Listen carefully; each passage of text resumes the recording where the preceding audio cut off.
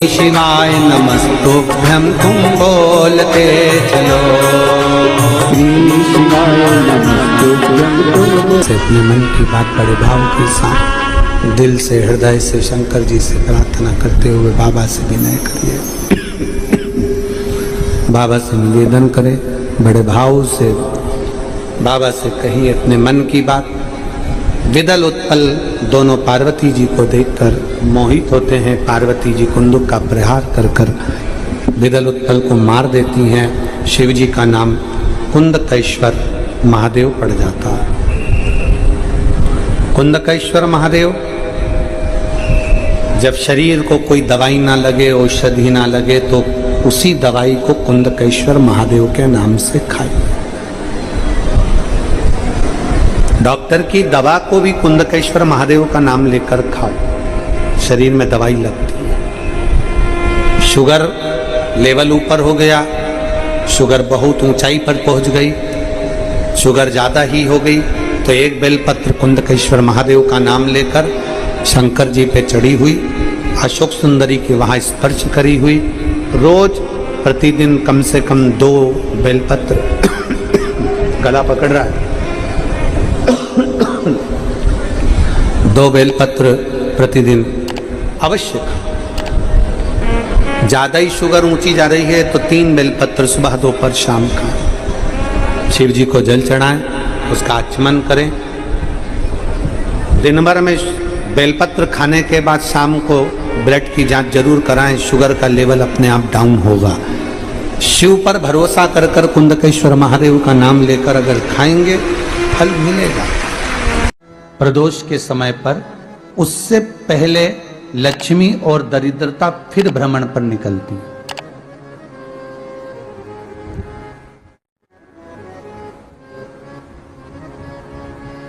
शिव भ्रमण कर कर जब वापिस आ जाते हैं, हिंदू धर्म में पीपल के वृक्ष की जो गणना वराह पुराण में करी गई है, 4 बजे से 7 बजे तक शिव के भ्रमण का समय बताया है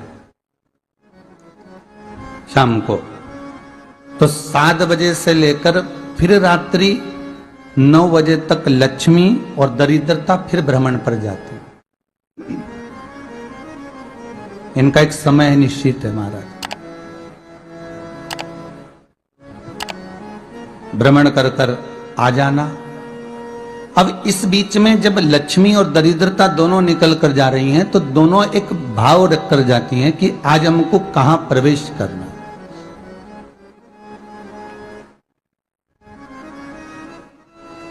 आज हमें किस जगह पर प्रवेश करना है, आज हमें कहां पहुंचना है, आज हमें किस जगह जाना है।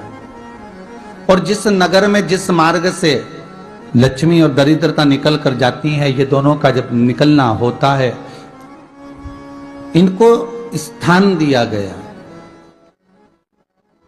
जहां पर स्वच्छता हो, घर के दरवाजे पर रंगोली डली हुई हो, द्वार पर जल छीटा गया हो।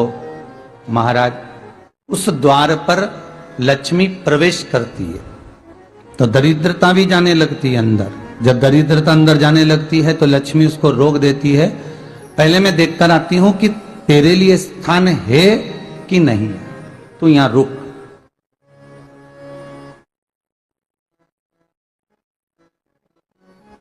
कुछ देर तक दरिद्रता बाहर खड़ी रहती है और लक्ष्मी जी की बड़ी बहन जब दरिद्रता बार बार अंदर जाने का प्रयास करती है तो लक्ष्मी जी कहती हैं, जी तू इतनी बड़ी होकर तुझे मालूम है तू तेरा सम्मान होना चाहिए, आदर होना चाहिए, और तू अंदर चली जाए और कोई तेरा सम्मान ना करे तो कितना बुरा लगेगा, इसलिए तू बाहर खड़ी रहे। मैं अभी आई। अंदर जाती है और जब लक्ष्मी जी भ्रमण कर लेती हैं, अंदर प्रवेश कर कर आती हैं, और प्रवेश कर कर आती हैं तो दरिद्रता पूछती है चले अंदर। तो लक्ष्मी जी कहती हैं, तुझे मालूम नहीं है क्या जी कि जिस घर में मैं प्रवेश कर जाती हूं उस घर में फिर दरिद्रता नहीं जा सकती, क्योंकि यह तेरा वचन था, यह तेरा वचन था। अपन दोनों का जब मंगल विवाह हुआ था, मेरा विवाह जब नारायण के साथ में हुआ और तुम्हारा विवाह जब दुस्साह मुनि के साथ हुआ, दरिद्रता का विवाह दुस्साह मुनि के साथ हुआ। जब अपना दोनों का विवाह हुआ था तो अपन दोनों ने एक वादा करा था कि जिस घर में लक्ष्मी प्रवेश कर जाएगी उस दिन फिर दरिद्रता नहीं जाएगी, और जिस घर में दरिद्रता प्रवेश कर जाएगी उस घर में फिर लक्ष्मी नहीं जाएगी। अब जब मैं अंदर देख कर आ गई हूं तो तू अंदर नहीं जा सकती, अर्थात लक्ष्मी के चरण जिस घर में पड़ गए उस घर में फिर दरिद्रता प्रवेश नहीं कर रही। चलते चलते फिर दरिद्रता ने देखा और लक्ष्मी जी इसको लेकर गई, और लक्ष्मी जी ने देखा कि इसके दरवाजे पर जल नहीं छीटा गया, इसके दरवाजे पर ना रंगोली डली है, इसका द्वार साफ नहीं हुआ है, इसके द्वार पर दीप नहीं है, इसके द्वार पर कलश नहीं है, इसके दरवाजे पर ढेर सारा कचरा पड़ा हुआ है, कोई स्वान कोई कुत्ता गंदगी भी कर कर चला गया है, कहीं बिल्ली ने गंदगी कर रखी है, कहीं जीवों ने कुछ गंदा गिरा रखा है। तो फिर लक्ष्मी जी कहती है, जी जी अब मैं होकर आ गई थी ना, अब तू जा, तू होकर आ, और दरिद्रता प्रवेश करती है। तो अंदर जाकर क्या देखती है दरिद्रता कि इतनी सवेरे से मैं घूमने इनके दरवाजे पर आई और ये तो सब चादर तान के चकाचक गुर्राटा भर भर कर सो रहे हैं। तो दरिद्रता कह देती है, तुम्हारा भाग्य ही बेकार है, तुम्हें क्या करूं, तुम ऐसे ही सोते रहो।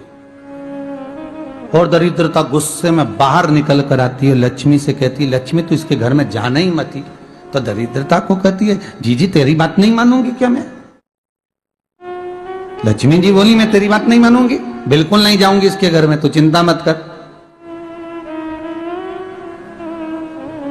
चल आगे चल। फिर आगे बढ़े। ये लक्ष्मी और दरिद्रता का प्रवेश है। आपके घर का द्वार, आपके घर का दरवाजा। फिर निवेदन करूंगा एक बहुत सुंदर बात, हमें महाराष्ट्र से सीखना चाहिए, हमें साउथ से सीखना चाहिए, दक्षिण से। जिस समय पर भक्ति देवी यमुना जी के घाट पर रो रही थी अपने पुत्र ज्ञान और वैराग्य को गोदी में लेकर, समय देवऋषि नारद ने प्रश्न किया था कि तुम कहां पर पोषित हुई हो, तुम्हें ऊर्जा कहां से प्राप्त हुई? तो कहा मैं गुजरात से तो चली हूं। और वहां से चलती चलती भक्ति देवी कहती है, मैं बहुत दुखी होकर, बूढ़ी होकर, द्रवित होकर, बड़ी दुख में वहां से चलते चलते जब मैं महाराष्ट्र में पहुंची तो मैंने वहां जाकर देखा कि वहां पर लोग हर पल हर घड़ी ब्रह्म मुहूर्त में उठकर स्मरण करते हैं, नाम जाप करते हैं और दरवाजे पर जल छीट कर रंगोली डालते हैं। तो कह रही है कि वहां पर मैं थोड़ी अवस्थावान होने लगी, वहां मुझे अच्छा लगने लगा। फिर जब मैं और आगे पड़ी, दक्षिण में जब पहुंची, वहां पर जाकर मैंने देखा कि सुबह से उठकर मंगलाचरण, मंगला स्तोत्र और वेदों की ध्वनि होने लगी। वहां पर मैं और आनंदित हो गई। हमें कुछ चीजें महाराष्ट्र से सीखना चाहिए कि वहां रहने वाले जो भगत हैं, वारकरी संप्रदाय के जो भक्त होते हैं, वैष्णव जो धर्म के भक्त होते हैं, उनका नियम है सवेरे के समय घर में पानी है कि नहीं है, पर जब भी वो घर का दरवाजे के बाहर थोड़ा ना थोड़ा पानी तो छींट ही देते हैं।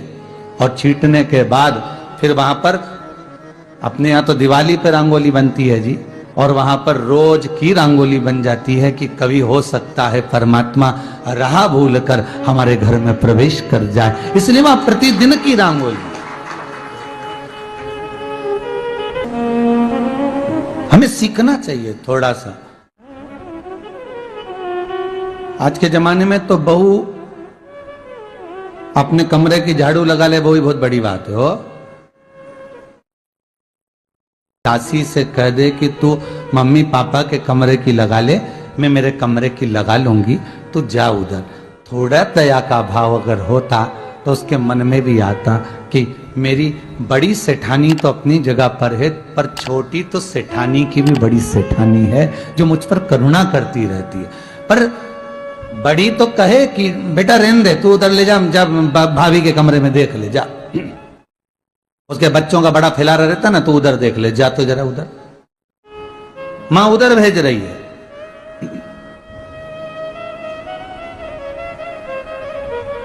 थोड़ा सेवा का भाव हमारे भीतर हो। और एक निवेदन तो हमेशा करा है और अब आज भी करता हूं, पूरे घर की सफाई करवाओ, पूरे घर में तुम पोछा झाड़ू जो चाहे करवाओ, मना नहीं है। पर एक निवेदन है, रसोई घर के अंदर बहू और बेटी ही जाकर भोजन बनाए तो अन्नपूर्णा सदा कृपा करती है।